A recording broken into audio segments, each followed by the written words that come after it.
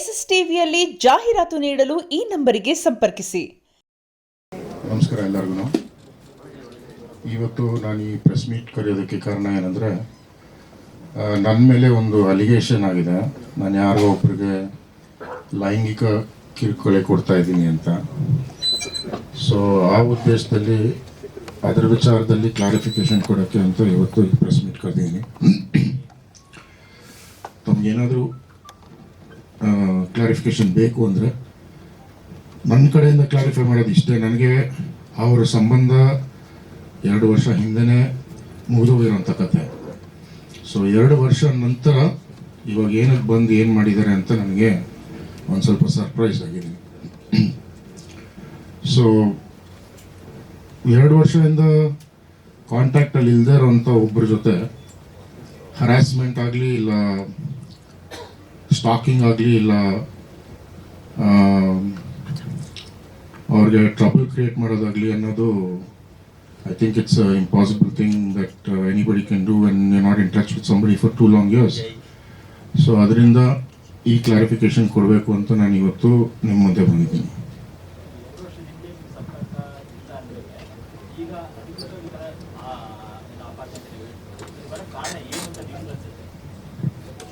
ಅವ್ರು ಕೊಟ್ಟಿರೋ ಕಂಪ್ಲೇಂಟ್ ಪ್ರಕಾರ ಆಗಸ್ಟ್ ಮಂತಲ್ಲಿ ಅವ್ರ ಮನೆ ಓನರ್ಗೆ ಯಾರೋ ಲೆಟರ್ ಬರೆದಿದ್ದಾರಂತೆ. ಆ ನಂತರ ಅವರ ಫ್ರೆಂಡ್ ಅಂತ ಏನು ಕ್ಲೇಮ್ ಮಾಡ್ತಾರೆ, ಅವ್ರ ವೈಫ್ಗೆ ಯಾರೋ ಏನೋ ಲೆಟರ್ ಬರೆದಿದ್ದಾರಂತೆ. ಸೊ ಆ ವಿಚಾರಕ್ಕೆ ಇವರು ನನ್ನ ಮೇಲೆ ಕಂಪ್ಲೇಂಟ್ ಕೊಟ್ಟಿದ್ದಾರೆ. ಅಂದರೆ ನಾನು ಮಾಡಿರಬಹುದು ಅಂತ, ನಾನು ಮಾಡಿದ್ದೀನಿ ಅಂತ ಕನ್ಫರ್ಮ್ ಇಲ್ಲ, ನಾನು ಮಾಡಿರಬಹುದು ಅಂತ ಹೇಳಿದಾಗ FIR ರಿಜಿಸ್ಟರ್ ಮಾಡೋಕ್ಕೆ ಮುಂಚೆನೆ ನನಗೆ ಒಂದು ನೋಟಿಸ್ ಕೊಟ್ಟು ಕರೆದು ನನ್ನನ್ನು ಇನ್ವೆಸ್ಟಿಗೇಟ್ ಮಾಡಿದರೆ ಅದ್ರ ನಿಜಾಂಶ ಗೊತ್ತಾಗ್ತಾ ಇತ್ತು. ಕಂಪ್ಲೇಂಟ್ ಕೊಟ್ಟಿದ ತಕ್ಷಣ FIR ಮಾಡಿ ನಂತರ ನನಗೆ ನೋಟಿಸ್ ಕೊಟ್ಟರು RR ನಗರ್ ಸ್ಟೇಷನ್ ಅವರು. ಬಟ್ ಅನ್ಫಾರ್ಚುನೇಟ್ಲಿ ನಾನು ಇಂಡಿಯಾನಲ್ಲಿ ಇರಲಿಲ್ಲ, ಅದರಿಂದ ನಾನು ಹೋಗೋಕ್ಕಾಗಿಲ್ಲ. ಆನಂತರ ನಾನು ಪೊಲೀಸ್ ಡಿಪಾರ್ಟ್ಮೆಂಟ್ ಅವ್ರಿಗೆ ಫೋನ್ ಮಾಡಿ ಸಹ ಹೇಳಿದ್ದೀನಿ, ನಾನು ಔಟ್ ಆಫ್ ಕಂಟ್ರಿ ಇದ್ದೀನಿ, ಬಂದು ಭೇಟಿ ಆಗ್ತೀನಿ ಅಂತ. ಅಷ್ಟೊತ್ತಿಗೆ LOC ಕ್ರಿಯೇಟ್ ಮಾಡಿ ನನ್ನನ್ನು ಏರ್ಪೋರ್ಟಲ್ಲಿ ಡಿಟೈನ್ ಮಾಡ್ಕೊಂಡಿದ್ರು.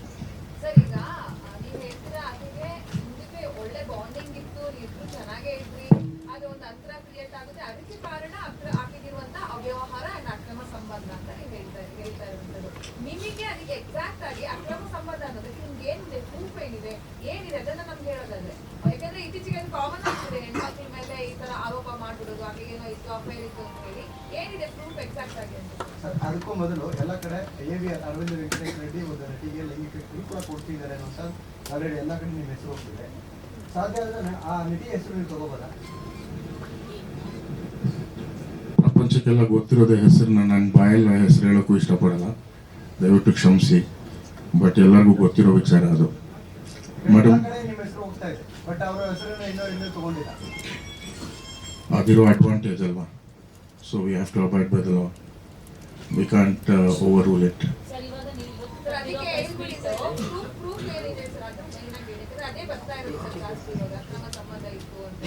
ಮೇಡಮ್, ಇದು ಒಂದ್ಸತಿ ಮಸೈ ಮಾರಾಗ ಹೋಗಿದ್ರು. ನನ್ನ ಜೊತೆ ರಿಲೇಷನ್ಶಿಪ್ಪಲ್ಲಿ ಇದ್ದಾಗಲೇ ಒಂದ್ಸತಿ ಮಸೈ ಮಾರಾಗ ಹೋಗಿದ್ರು. ಆನಂತರ ಬಂದು ತಿರ್ಗಾ ಇನ್ನೊಂದ್ಸತಿ ಮಸೈ ಮಾರಾಗ ಹೋಗ್ಬೇಕು ಅಂತ ಹೇಳಿದ್ರು. ತಿರ್ಗಾ ಒಂದ್ಸತಿ ಮಸೈ ಮಾರಾಗ ಹೋದ್ರು.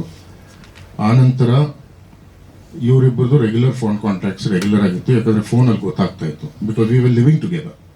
It was not that I was living in a separate house and she was living in a separate house.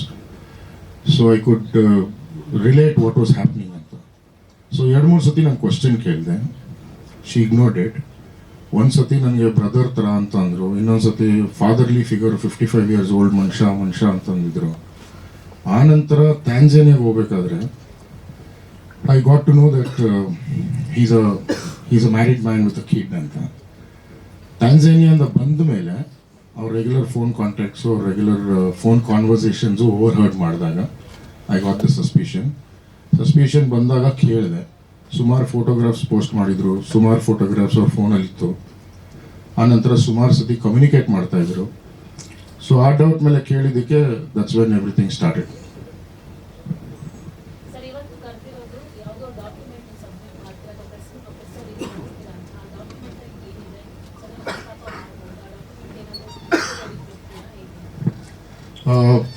ಇವಾಗ ನಾನು ಕೇಳ್ಪಟ್ಟಂಗೆ ಅವ್ರು ಮಾಡ್ತಾ ಇರೋ ಅಲಿಗೇಷನ್ ಕಾರ್ ನನ್ನ ಹೆಸರಲ್ಲೇ ಇದೆ ಅಂತ, ಅವ್ರ ಹೆಸರಲ್ಲಿ ಇಲ್ಲ ಅಂತ ಹೇಳ್ತಾರೆ. ಕಾರ್ ನಂಬರ್ ಬಂದ್ಬಿಟ್ಟು K03 NT2309 ಯೂಸ್ ಮಾಡ್ತಾ ಇದ್ಲು. ನಮ್ಮ ಯಾವಾಗ ನಾವು we drop back to our house, ಅವ್ರ ಅಮ್ಮ ಮನೆಗೆ ಡ್ರಾಪ್ ಮಾಡಿದ್ವಿ, ಆವತ್ತಿನ ದಿನ ನನ್ನ ಕಾರು ಅದೆಲ್ಲ ವಾಪಸ್ ಕೊಟ್ಟು ಕಳಿಸಿದ್ವಿ. ಮೇಡಮ್ ಮನೆ ಫಾಲ್ ಸೀಲಿಂಗ್ ಕೊಡ್ತಾರೆ, ನನ್ನ ಹತ್ರ ಏನೂ ಬಂದಿಲ್ಲ ಮೇಡಮ್. ಅದು ರೆಗ್ಯುಲರ್ ಸ್ಟೋರಿ. ಅವರು ಡಾಕ್ಯುಮೆಂಟ್ಸ್ ಆ್ಯಕ್ಚುಲಿ ಇವತ್ತು ಪೊಲೀಸ್ ಸ್ಟೇಷನ್ಗೆ ಹೋಗಿ ನಾನು ಸಬ್ಮಿಟ್ ಮಾಡಬೇಕಾಯ್ತು ಮೇಡಮ್. ಬಟ್ ಅನ್ಫಾರ್ಚುನೇಟ್ಲಿ ಇವತ್ತು ಅವ್ರದ್ದೇನೋ ಬಿಸಿ ಶೆಡ್ಯೂಲ್ ಇದ್ದಿದ್ದರಿಂದ ನಾಳೆ ಬರೋಕ್ಕೆ ಹೇಳಿದ್ದಾರೆ ಡಾಕ್ಯುಮೆಂಟ್ ಸಬ್ಮಿಟ್ ಮಾಡೋಕ್ಕೆ. ಇನ್ವೆಸ್ಟಿಗೇಷನ್ಗೆ ಡಾಕ್ಯುಮೆಂಟ್ ಸಬ್ಮಿಟ್ ಮಾಡಿದ್ಮೇಲೆ ನಿಮಗೆ ಡಾಕ್ಯುಮೆಂಟ್ ಕೊಡಬೇಕು ಅನ್ನೋ ಒಂದು ಉದ್ದೇಶ ಅಂತ ಇದ್ದು ಇವತ್ತು ಕರೆದಿದ್ದು. But very unfortunately I could not go to the police station today. ಅದಕ್ಕೆ ನಾಳೆ ಬೆಳಗ್ಗೆ ಹೋಗಿ ಡಾಕ್ಯುಮೆಂಟ್ ಅವ್ರಿಗೆ ಸಬ್ಮಿಟ್ ಮಾಡಿ ನಂತರ ನಮ್ಮ PRO ಕೈಯಲ್ಲಿ ನಿಮ್ಮೆಲ್ಲರಿಗೂ ಕಳಿಸ್ಕೊಡ್ತೀವಿ ಮೇಡಮ್. ಅದರಲ್ಲಿ ಎಲ್ಲ ಡಾಕ್ಯುಮೆಂಟ್ ಎಲ್ಲ ಇದೆ. The amount of transactions that we had, the amount of bills, everything right from day one to the last date, everything is there. You can verify that.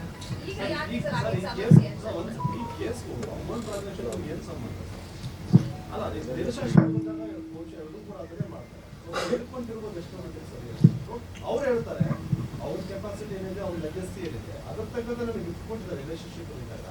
ನಾನು ಕೂಡ ನನ್ನ ಸಂಪಾದನೆ ಕೊಟ್ಟಿದ್ದೀನಿ ಅವ್ರಿಗೆ, ಅದನ್ನ ಹೇಳ್ಕೊಂಡು ತಿರ್ಗಾಡೋದ್ರಿಂದ ಬೇರೆ ಹೆಣ್ಣು ಮಾಡಬೇಕಾದ್ರೆ ಕಿರುಕುಳ ಕೊಡೋದು ಇಟ್ಸ್ ರಾಂಗ್ ಅಂತ. ನೋಡಿ ಸರ್, ನಾನು ಇವತ್ತವರೆಗೂ ಯಾರಿಗೂ ಹೇಳ್ಕೊಂಡಿಲ್ಲ, ನಾನು ಯಾರ ಹತ್ರ ಮುಂದೆ ಬಂದೂ ಇಲ್ಲ. ಅವ್ರಾಗ ಅವ್ರು 2 ವರ್ಷ ಆದಮೇಲೆ ನನ್ನ ಮೇಲೆ ಕಂಪ್ಲೇಂಟ್ ಕೊಟ್ಟರೆ, ನನ್ನ ಮೇಲೆ ಒಂದು ಫಾಲ್ಸ್ ಅಲಿಗೇಷನ್ ಮಾಡಿದ್ರೆ ನಾನು ಸುಮ್ಮನೆ ಅಂತೂ ಕೂರೋಕ್ಕಾಗಲ್ವಲ್ಲ. ನನ್ನ ಸೈಡ್ ಆಫ್ ದ ಸ್ಟೋರಿ ನಾನು ಹೇಳ್ಕೊಳ್ಳೇಬೇಕಲ್ವಾ? ಸುಮ್ಮನೆ ನಾನು ಕೂತಿದ್ರೆ ನಾಳೆ ದಿನ ನಾನು ತಪ್ಪು ಅಂತಾರೆ. ಇದಕ್ಕಿಂತ ಮುಂಚೆ 2-3 ಸತಿ ಇದನ್ನು ಇಗ್ನೋರ್ ಮಾಡಿದ್ದೀನಿ. ಮಹಿಳಾ ಪರಿಹಾರ ಆಫೀಸ್ಗೆ ಹೋಗಿ ಮಹಿಳಾ ಪರಿಹಾರ ಆಫೀಸಲ್ಲೂ ಸಹ ಕೂತು ಮಾತಾಡಿ ಬರ್ಕೊಟ್ಟು ನಿಮ್ಮ ದಾರಿ ನಿಮ್ಮದು, ನಮ್ಮ ದಾರಿ ನಮ್ಮದು ಅಂದಮೇಲೆ 2 ವರ್ಷ ಆದಮೇಲೆ ಯಾರೋ ಮನೆಗೆ ಯಾರೋ ಲೆಟ್ರ್ ಬರೆದ್ರೆ ನಾನಾಗಿರ್ಬೋದು ಅಂತ ನೀವು ನನ್ನನ್ನು ಹೇಳಿದ್ರ, ಇಲ್ಲ ನಾನಾಗಿ ನಿಮ್ಮ ಲೈಫಿಗೆ ಬಂದ ವಾಪಸ್ಸು? ನೀವು ನನ್ನನ್ನು ಹೇಳ್ದಿರೋದು. ನಾನೆಲ್ಲೋ ನನ್ನ ಕೆಲಸ ಕಾರ್ಯ ನೋಡ್ಕೊಂಡು ಆರಾಮಾಗಿದ್ದೆ. ನನ್ನ ಇನ್ನೊಂದು ಸತಿ ಹೇಳ್ತಾ ಇದ್ದೀನಿ, ನಾನು ಮರ್ತೋಗಿರೋ ಕತೆ. ಆ ಮರ್ತೋಗಿರೋ ಕತೆನ ತಿರ್ಗಾ ಯಾಕೆ ಜ್ಞಾಪಿಸ್ತಾ ಇದ್ದಾರೆ? ಆಯಿತು, ನಿಮ್ಗೆ ಏನಾದರೂ ಡೌಟ್ ಇದ್ದಿದ್ದರೆ ನಾನು ಮಾಡ್ತಾ ಇದ್ದೀನಿ ಅಂತ ನನ್ನ ವೆಲ್ ವಿಶರ್ಸು, ನನ್ನ ಫ್ಯಾಮಿಲಿ ಮೆಂಬರ್ಸ್ ಎಲ್ಲರೂ ನಿಮ್ಗೆ ಪರಿಚಯ ಇರ್ತಾನೆ. ನನ್ನ ಹತ್ರ ಮಾತಾಡೋದು ಬೇಡ, ಯಾರಾದರೂ ಒಬ್ಬರನ್ನ ಕೇಳ್ಬೋದಾಯ್ತಲ್ಲ. ಡೈರೆಕ್ಟಾಗಿ ಹೋಗಿ FIR ಮಾಡೋಂಥ ನೆಸೆಸಿಟಿ ಏನಿತ್ತು? ನನಗೆ ಗೊತ್ತಿಲ್ಲ ಸರ್, ಅದೇ I am very surprised.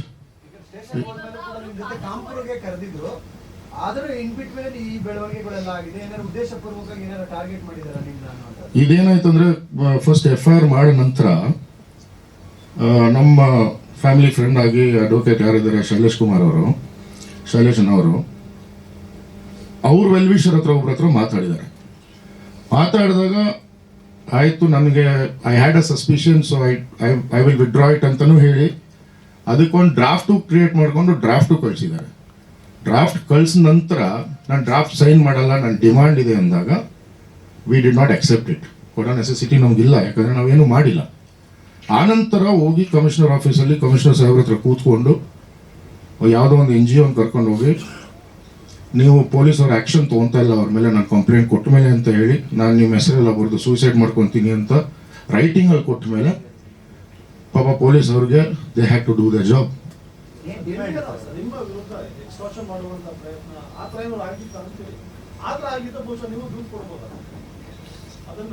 Sir, ನಾನು ಹೇಳ್ದಂಗೆ ನಿಮಗೆ ಇದು ಮರ್ತೋಗಿರೋ ಕತೆ. ನನಗೆ ಈ ಕತೆ ಬೇಡ, ನನಗೆ ಬೇಕಾಗಿಲ್ಲ ಈ ಕತೆ. I don't want to continue this. And just I'm sitting here in front of all of you just because she's dragged me into it. I am not come voluntarily here.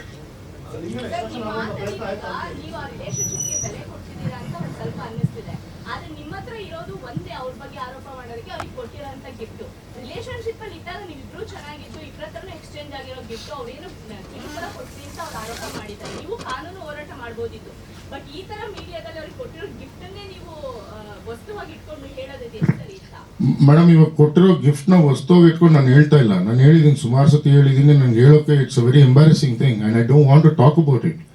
But ಇವತ್ತಿನ ದಿನ ನೀವು ಮಾಡ್ತಾ ಇರೋ allegation ನನ್ನ ಮೇಲೆ, ನಾನು ಆ ರಿಲೇಶನ್ಶಿಪ್ನ prove ಮಾಡ್ಕೋಬೇಕಂದ್ರೆ ನಮ್ಮ ಮಧ್ಯ ಏನಾಗಿತ್ತು ಅಂತ ನಾವು ಹೇಳ್ಬೇಕಲ್ವಾ, ನಮ್ಮ ಮಧ್ಯ ಏನು ನಡೀತು ಅಂತ ನಾವು ಹೇಳ್ಬೇಕಲ್ವಾ. ಸೊ ಅದನ್ನ ನಾನು ಹೇಳ್ತಾ ಇರೋದು ತಪ್ಪು ಅಂತ ನಿಮ್ಗೆ ಅನ್ಸಿದ್ರೆ, like I said, it is an embarrassing situation for me too. I don't want to discuss about it. ನನಗೆ ಮಾತಾಡೋಕ್ಕೆ ಇಂಟ್ರೆಸ್ಟೂ ಇಲ್ಲ.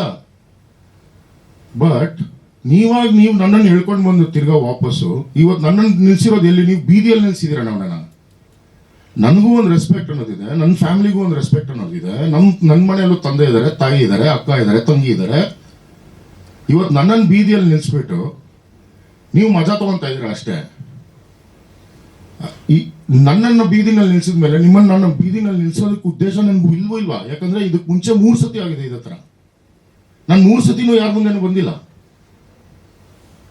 ಈ ಸತಿ ಬಂದು ನನ್ನನ್ನು ಏರ್ಪೋರ್ಟ್ ಅಲ್ಲಿ ಬೇಲಬಲ್ ಸೆಕ್ಷನ್ಗೆ ಏರ್ಪೋರ್ಟ್ ಅಲ್ಲಿ LOC ಮಾಡುವಂತ ನೆಸೆಸಿಟಿ ಏನಿದೆ ಮೇಡಮ್?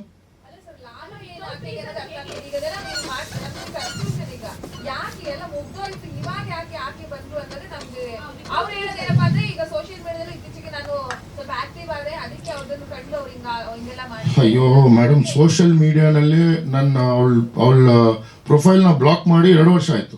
ಮತ್ತೆ ಈಗ ಯಾಕೆ ಸರ್ ಮತ್ತೆ again ಅವ್ರು That's the same surprise I am also sitting on.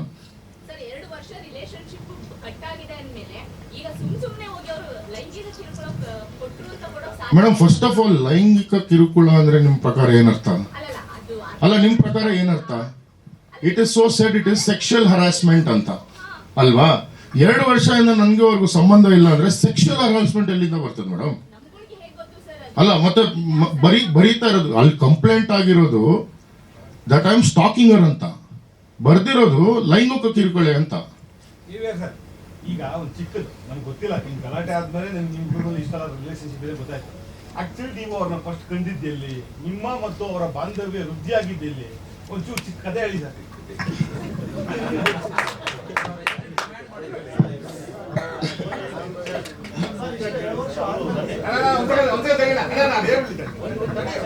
ಅದೇ ಗೊತ್ತಿಲ್ಲಲ್ಲ ನನಗೆ ಸರ್. ಇದು ಆಕ್ಚುಲಿ 2017 ಕತೆ. ಒಂದು 2017ರಲ್ಲಿ ಒಂದು ಕಾಮನ್ ಫ್ರೆಂಡ್ ಮುಖಾಂತರ ಈ ಹುಡುಗಿ ನನ್ನ ಮನೆಗೆ ಬರ್ತಾರೆ. ಮನೆಗೆ ಬಂದು ಅವತ್ತಿನ ದಿನ ಅವ್ರಿಗೇನೋ ಕಷ್ಟ ಇತ್ತಂತೆ. ಸೊ ಇರೋದಕ್ಕೆ ಮನೆ ಇಲ್ಲ ಅಂತ ನನ್ನ ಹತ್ರ ಬರ್ತಾರೆ. ಸೊ ಆವತ್ತಿನ ದಿನ ನನ್ನ ಕ್ಲೋಸ್ ಫ್ಯಾಮಿಲಿ ಫ್ರೆಂಡ್ ಅವ್ರದ್ದು ಕಬ್ಬನ್ ಪಾರ್ಕ್ ಹತ್ರ ಒಂದು ಮನೇನ ಅವ್ರಿಗೆ ರೆಂಟ್ಗೆ ಅಂತ ಮಾಡಿಸ್ಕೊಡ್ತೀನಿ. ಆನಂತರ ನನಗೆ ಅವ್ರ ಕಾಂಟ್ಯಾಕ್ಟಲ್ಲಿ ಇರಲ್ಲ. 2023 ಮಾರ್ಚ್ 28 ನಮ್ಮದು south Asia advocates cricket tournament ಅಂತ ಒಂದು ಕ್ರಿಕೆಟ್ ಟೂರ್ನಮೆಂಟ್ ನಡೀತದೆ ಶ್ರೀಲಂಕಾನಲ್ಲಿ ಇತ್ತು ಈ ಸತಿ 2023ಅಲ್ಲಿ. ಸೊ 2023ಅಲ್ಲಿ ಆ ಟೂರ್ನಮೆಂಟ್ಗೆ ಇವರು ಓಪನಿಂಗ್ ಸೆರೆಮನಿಗೆ ಪರ್ಫಾರ್ಮ್ ಮಾಡೋಕ್ಕೆ ಅಂತ ಬರ್ತಾರೆ. ಇವ್ರ ಜೊತೆ ಇನ್ನೊಂದು 2-3 ಜನ ಆ್ಯಕ್ಟ್ರೆಸಸ್ಸು ಬರ್ತಾರೆ. ಪರ್ಫಾರ್ಮೆನ್ಸ್ ಮುಗಿದ ನಂತರ ಅವ್ರು 3 ದಿನ ಇರಬೇಕಾಗಿರೋದನ್ನ 7 ಡೇಸ್ ಆಗುತ್ತೆ, 7 ಡೇಸು 12 ಡೇಸ್ ಆಗುತ್ತೆ, 12 ಡೇಸು 15 ಡೇಸ್ ಆಗುತ್ತೆ. ನಂಗೆ ಆ ಥರ ಪರಿಚಯ ಇವಳಿಗೆ.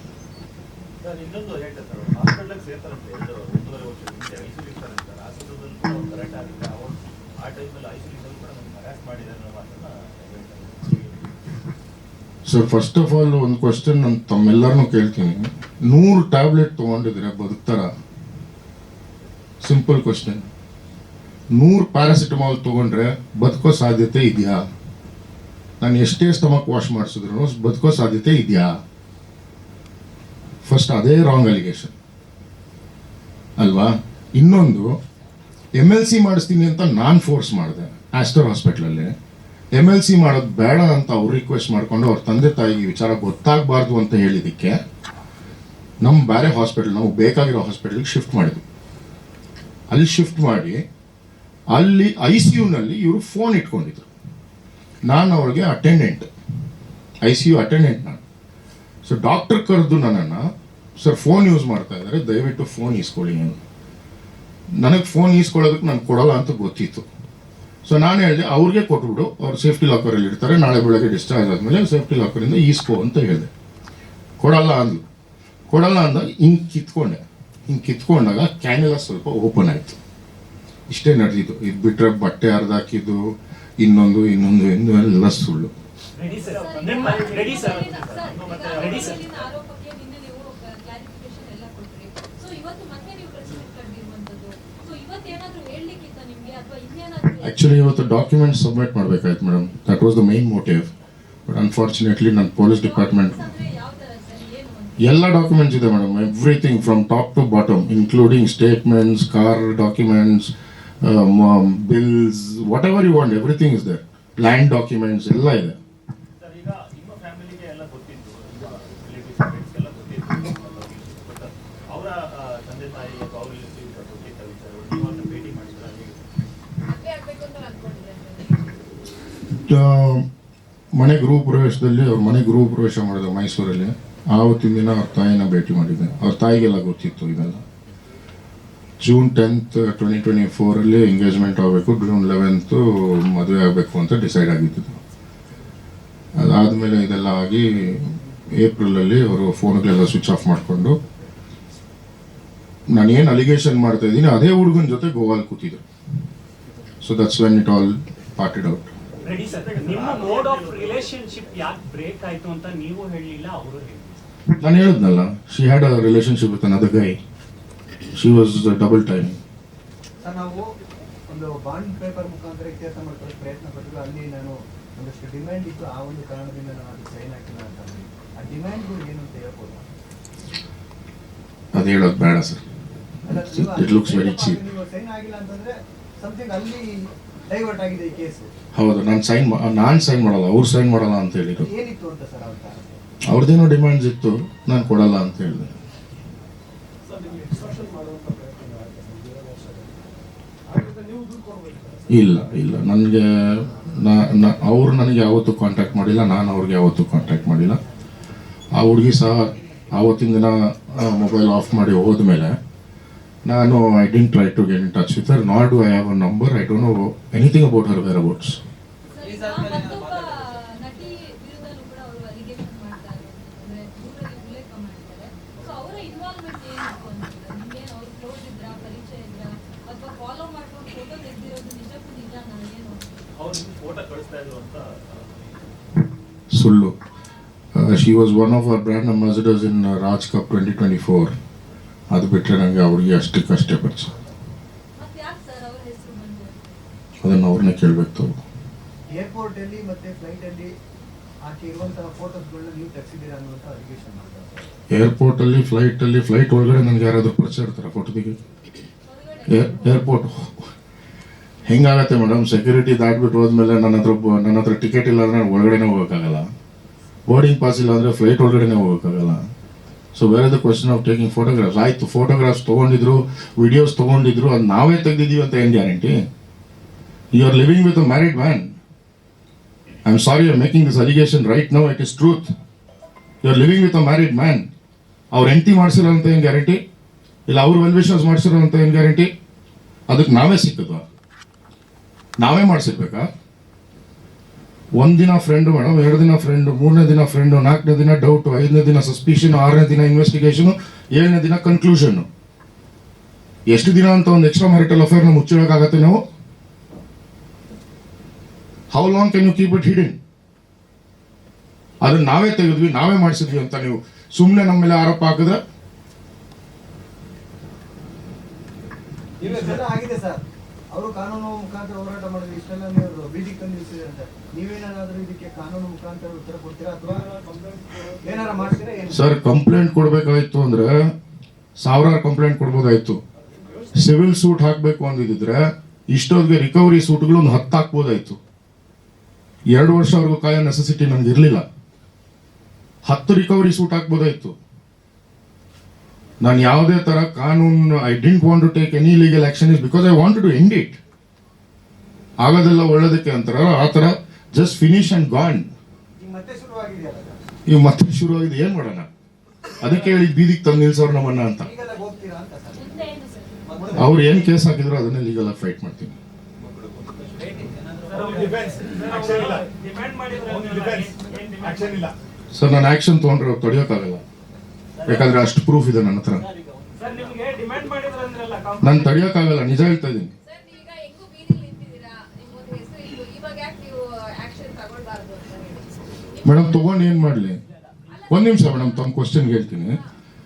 ಇವತ್ತು ಆಕ್ಷನ್ ತೊಗೊತೀನಿ, ನಾಳೆ ಸಿವಿಲ್ ಸೂಟ್ ಹಾಕ್ತೀನಿ, ರಿಕವರಿ ಸೂಟ್ ಹಾಕ್ತೀನಿ, ಕೋರ್ಟ್ ಆರ್ಡರ್ ಆಗತ್ತೆ, ಕೊಡ್ತಾರಾ? ಕೊಡೋಕ್ಕಾಗತ್ತಾ? ನಿಮ್ ಹೆಂಗೂ ಹಿಂಗೆಲ್ಲ ಆಗಿ ಮಾನ ಹರಾಜು ಏನು ಸುಖ ಮೇಡಮ್? ಅವ್ರಿಗೆ ಬುದ್ಧಿ ಇಲ್ಲ ಅಂದರೆ ನಮಗೆ ಬುದ್ಧಿ ಇಲ್ದಿರ ಟೈಮ್ ವೇಸ್ಟ್ ಮಾಡ್ಕೊಂಡು ಕೂತ್ಕೋಬೇಕು ಅಷ್ಟೇ. ರೆಡಿ ಸರ್, ಸಿವಿಲ್ ಇಂಪ್ರಿಸನ್ಮೆಂಟ್ ಆಗುತ್ತೆ ಅಷ್ಟೇ ಅವ್ರಿಗೆ. Ready sir. ಇಲ್ಲಿವರೆಗೂ ತಾವು ಎಷ್ಟು ಮಾಡಿರ್ಬೋದು ಸರ್ ಈ ವಿಚಾರದಲ್ಲಿ? ಅಂದರೆ ಸರ್ ಅರ್ಥ ಆಗಿಲ್ಲ, ಸಾರಿ.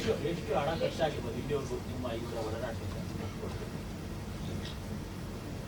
ಒಂದು ಅಂದಾಜು ಒಂದು 2.5 crores ಆಗಿರ್ಬೋದು ಸರ್, ಪ್ರಾಪರ್ಟಿ ಕಾರ್ ಬಿಟ್ಟು. 3.25 ಕೋಟಿ ಆಗುತ್ತೆ. ಕಾರ್ ಒಂದು ನನ್ನ ಹತ್ರ ಇದೆ. ಬಟ್ ಅವ್ರು ನೆನ್ನೆ ನಮ್ಮಲ್ಲಿ ಮಾತಾಡೋದು ಹೇಳಿದ್ರು, ಇವತ್ತು ಸೀರೆ ಕೂಡ ವಾಪಸ್ ಕೊಟ್ಟಿದ್ದೀನಿ ಎಲ್ಲ ಸಣ್ಣ ಅವ್ರದ್ದು ರೆಗ್ಯುಲರ್ ಡೈಲಾಗ್ ಮೇಡಮ್. ಇವತ್ತಿನ ದಿನ ನನಗೆ ಇವತ್ತು ಬಂದಿರೋ ಮಾಹಿತಿ ಇನ್ನೊಂದು ಬಿಚ್ಚಿಕ್ಬೇಕು ಅಂದರೆ ಬಿಚ್ಚಿಕ್ತೀನಿ. ಇದೇ ಥರ ಇನ್ನೊಬ್ರಿಗೆ ಮಾಡಿದ್ದಾರೆ. ಈ ಮೀಡಿಯಾನಲ್ಲಿ ಎಲ್ಲ ಬರ್ತಾ ಇರೋದು ನೋಡಿ ಅವ್ರು ನನ್ನನ್ನು ಕಾಂಟ್ಯಾಕ್ಟ್ ಮಾಡೋಕ್ಕೆ ಟ್ರೈ ಮಾಡ್ತಾರೆ. ಒಬ್ಬರಲ್ಲ, 3 ಜನ. 3 people have tried to contact me, but I am not entertaining because I don't need to. ನನಗೆ ಉದ್ದೇಶ ಇಲ್ಲ. ಯಾಕಂದರೆ ನಾನು ಎಷ್ಟು ಡೀಪಾಗಿ ಹೋಗ್ತೀನಿ ಇದರಲ್ಲಿ ಅಷ್ಟು ಮರ್ಯಾದೆ ನಂದು ಹೋಗುತ್ತೆ, ಅಷ್ಟು ಮರ್ಯಾದೆ ನಾನು ಕಳ್ಕೊತೀನಿ. ಅದೇ ಸೇಮ್, ಒಬ್ಬರ ಹತ್ರ 80 ಲಕ್ಷ ಇಸ್ಕೊಂಡಿದ್ದಾರೆ, same drama. Modus operandi is the same. Tablet ತಿಂತೀನಿ, ಹ್ಯಾಂಗ್ ಮಾಡ್ಕೊತೀನಿ, ಸೂಸೈಡ್ ಮಾಡ್ಕೊತೀನಿ, ಟ್ಯಾಬ್ಲೆಟ್ ತಿಂದುಬಿಟ್ಟಿದ್ದೀನಿ. Same modus operandi is the same everywhere. So suicide is nothing but a weapon. Suicide ಮಾಡ್ಕೊಳ್ಳೋರು ಯಾರೂ ವಿಡಿಯೋಗ್ರಫಿ ಮಾಡಿ ಸೂಸೈಡ್ ಮಾಡ್ಕೊತೀನಿ ಅಂತ ಹೇಳಲ್ಲ. ದುಡ್ಡು ಕೊಡೋಕ್ಕಾಗಲ್ವಲ್ಲ ವಾಪಸ್ಸು. ಇನ್ನೆಲ್ಲ ಕೇಳಿದ್ರೆ ಅದೇ ಬೆಸ್ಟ್ ವೆಪನ್ ಅಲ್ವಾ? ದಟ್ಸ್ ದ ಬೆಸ್ಟ್ ವೆಪನ್ ಅಲ್ವಾ? ಸಿಂಪತಿ. ಸೂಯಿಸೈಡ್ ಮಾಡ್ಕೊತೀನಿ ಅಂದಿದ ತಕ್ಷಣ ಸಿಂಪತಿ. ಸರ್ ಒಂದು ನಿಮಿಷ, ನಿಮ್ಮ ವೀಕ್ನೆಸ್ ನೋಡಿ ಏನೋ ಟಾರ್ಚರ್ ಕೊಡ್ತೀರಾ ಅಂತ ಅನ್ಸುತ್ತಾ ನಿಮಗೆ? ಇಷ್ಟು ನೀವು ಮಾತು ಕೇಳಿದಾಗ ನಮ್ಗೆ ಅನಿಸ್ತಾ ಇರೋದು ಅದೊಂದು ಮೈಕ್ ಆಫ್ ಆಯ್ತು ಸರ್, ಆಫ್ ಆಯ್ತಾ? ಅಲ್ಲ ಅಲ್ಲ ನನ್ನ ವೀಕ್ನೆಸ್ ಏನಿದೆ sir?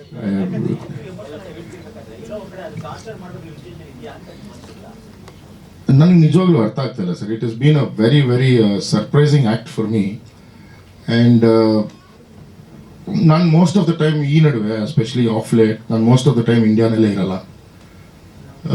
several projects, several other projects are happening across the world, in fact. So most of the time ಒಂದು ಇಂಡಿಯಾನಲ್ಲಿ ಒಂದು 10 ದಿನ ಇದ್ರೆ ಒಂದು 20 ದಿನ ಅಬ್ರಾಡಲ್ಲಿ ಇರ್ತೀನಿ. So I don't know what her motive is, and I really don't understand what she's up to ಅಂತ. Sir, ಈಗ ಹೊಸ ವಿಚಾರ ನೀವು ಹೇಳಿದ್ರಿ, 3 ಜನ ಅಂತ ಹೇಳಿ. ಇದು ತುಂಬಾ ದೊಡ್ಡ ಗಂಭೀರ ಆರೋಪ. ಮುಂದೆ ಪೊಲೀಸರು ಯಾರು ಆ 3 ಜನ ಅಂತ ನಿಮ್ಮ ಅವರೇ ಬರ್ತಾರೆ ರೀ ಮೇಡಮ್ ಇಷ್ಟರಲ್ಲಿ. ಇಲ್ಲ ಪಾಪ, ಒಬ್ಬರಿಗೆ ಎಂಗೇಜ್ಮೆಂಟ್ ಆಗಿದೆಯಂತೆ, ಅವ್ರ ಹೆಸರು ರಿವೀಲ್ ಮಾಡಬಾರ್ದು ಅಂತ ಹೇಳಿದ್ದಾರೆ. ಸೇಮ್ ಇದೇ ಥರ ರಿಲೇಷನ್ಶಿಪ್ಪಲ್ಲಿ ಇರ್ತೀನಿ, ಮದುವೆ ಆಗ್ತೀನಿ, ಸೇಮ್ ಕತೆ, same modus operandi, same suicide sympathy, same suicide drama. Sir, ಅವ್ರ ಇಂಡಸ್ಟ್ರಿ ಉದ್ಯಮಿಗಳ ಏನು? ಒಬ್ಬರು ಪಾಪ USA ಅಲ್ಲಿದ್ದಾರೆ. ನನ್ನ USA ಇಂದ ಕಾಂಟ್ಯಾಕ್ಟ್ ಮಾಡಿದ್ರು ನನ್ನನ್ನು ಅವರು. ಇನ್ನೊಬ್ಬರು ಇಲ್ಲೇ ನಮ್ಮ ಲೋಕಲಲ್ಲಿ. ಅವ್ರ ಪರ್ಸ್ಪೆಕ್ಟಿವ್ ಬರ್ತಾರೆ ಸರ್. ನನ್ನ ಉದ್ದೇಶ ಏನು ಅಂದರೆ ಸರ್, ನನಗೆ I have no intentions of troubling anyone. ನನಗೆ ಫಸ್ಟ್ ಆಫ್ ಆಲ್ ಅಷ್ಟು ಪೇಷನ್ಸು ಇಲ್ಲ, ಟೈಮು ಇಲ್ಲ, and I don't want to waste my time on something stupid like this. ನನ್ನ ಉದ್ದೇಶ ಏನಂದರೆ, ನನ್ನನ್ನು ದಯವಿಟ್ಟು ದೂರ ಇಟ್ಬಿಡು. ನಾನಂತೂ ನಿನ್ನನ್ನು ದೂರ ಇಟ್ಟಿದ್ದೀನಿ. ನೀನೊಂದು ಮುಗಿದೋಗಿರೋ ಕತೆ ನನ್ನ ಜೀವನದಲ್ಲಿ. ತಿರ್ಗಾ ನನ್ನನ್ನು ಕೆಣಕಬೇಡ. ನನ್ನ ಹತ್ರ I don't know what to say. I don't want to be a part of this whole process. It's very embarrassing for me. Plus maybe ನಿನಗೆ ಫೇಮು ನೇಮು ಬರ್ತಾ ಇರ್ಬೋದು ಇದರಲ್ಲಿ, ಬಟ್ ನನಗೆ ಈ ಥರ ಫೇಮು ನೇಮು ಬೇಡ. I have made enough and more for myself, and I have an empire to establish more now, and I don't want to demolish my empire. Ready sir, ಇನ್ನೂ ನಿಮಗೆ ಅವ್ರ ಮೇಲೆ soft corner ಇದೆಯಾ? ನಿಮ್ಮ ಮಾತುಗಳನ್ನ ಕೇಳ್ತಾ ಇದ್ರೆ ಸಾಷ್ಟಾಂಗ ನಮಸ್ಕಾರ ಸರ್. ನಮ್ಮನ್ನು ಬಿಟ್ಬಿಟ್ರೆ ಫಸ್ಟ್ ನಾವು ಹೋಗ್ಬಿಡ್ತೀವಿ ಮನೆಗೆ. ಸಾಫ್ಟ್ ಕಾರ್ನರ್ ಅನ್ನು ಏನೂ ಇಲ್ಲ sir. It is just that we all are dignified people and we have to have the decorum of ensuring that we respect women ಅಷ್ಟೇ. ಅದು ಬಿಟ್ಟರೆ there is nothing else. And I think, ನನ್ನ ಪ್ರಕಾರ I been brought up in a family with lot of women. So ಒಂದು ಹೆಂಗ್ಸ್ನ ಹೆಂಗೆ treat ಮಾಡಬೇಕು ಅಂತ ನನಗೆ ಗೊತ್ತು, ನಾನು ನೋಡಿದ್ದೀನಿ. So there is no soft corner to anything. The only thing is I don't want to be a part of this process. It's a very embarrassing affair, like I said, again and again I'm saying it. ನೀವೊಂದು word mention ಮಾಡಿ, ನೀವು ಕೂಡ degree ನನಗೂ ಕೂಡ ಸಂಸಾರ ಇತ್ತು, ಎಲ್ಲವೂ ಇತ್ತು, ಇದನ್ನು ಸಮಾಜದ ಸ್ಥಿತಿ ಆಯಿತು, ಇದನ್ನು ಯಾಕೆ ಸಹವಾಸ ಮಾಡೋದು? ನೀವು ಮಾಡ್ತಿಲ್ಲ ಫ್ಯೂಚರಿಂಗಾಗತ್ತೆ ಸರ್ ಇದೆಲ್ಲ ಫ್ಯೂಚರ್ ಗೊತ್ತಾಗಿದ್ದಿದ್ರೆ ನಾವು ಸಹವಾಸ ಮಾಡ್ತಾ ಇರ್ಲಿಲ್ವಲ್ಲ ಸರ್. ಫ್ಯೂಚರ್ ಗೊತ್ತಾಗ್ದಿರ, that's why you call love is blind ಅಂತಾರೆ. So once you fall in love, automatically all this happens. Until unless you get cheated, you don't understand what the reality is. ಮೋಸ ಆದ್ಮೇಲೆ ಮೋಸ ಆಗಿ ಮನೇಲಿ ಕೂತಿದ್ವಿ, ಮನೇಲಿ ಕೂತಿರೋರ್ನ ಬೀದಿಗೆ ಎಳೆದ್ರು. ನಾವು ಮನೇಲಿ ಕೂತಿದ್ವಿ ನೆಮ್ಮದಿಯಾಗಿ, ಮೋಸ ಆಗಿ ಮೋಸ ಮಾಡಿಸ್ಕೊಂಡು ಮನೇಲಿ ಕೂತಿದ್ವಿ. ಮನೇಲಿ ಕೂತಿರೋರ್ನ ಆಹಾ ಊಹಾ ಆಗಿರ್ಬೋದು ಮಾಡಿರ್ಬೋದು ಅಂತೇಳಿ ಬೀದಿಗೆ ಎಳೆದ್ರು. ಸೊ ಇನ್ನು ಬೀದಿಗೆ ಎಳೆದ್ಮೇಲೆ ಏನ್ ಮಾಡೋಂಗಿದೀವಿ ನಾವು?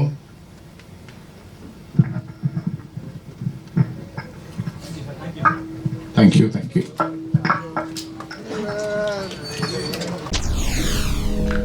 SSTV ಸಿನಿಮಾ ಜಗತ್ತಿನ ಕ್ಷಣ ಕ್ಷಣದ ಸುದ್ದಿಯೊಂದಿಗೆ.